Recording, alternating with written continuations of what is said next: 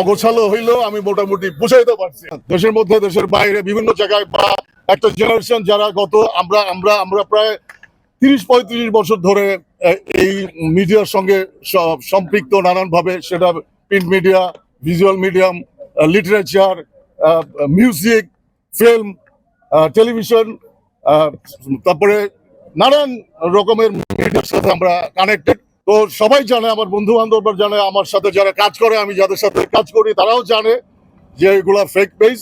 এই সমস্ত পেজ থেকে উস্কানিমূলক পোস্ট দিয়ে, নানান রকম পোস্ট দিয়ে, সরকার প্রধানদের বিরুদ্ধে পোস্ট দিয়ে তাদের কিছু সম্পর্কে জানে না।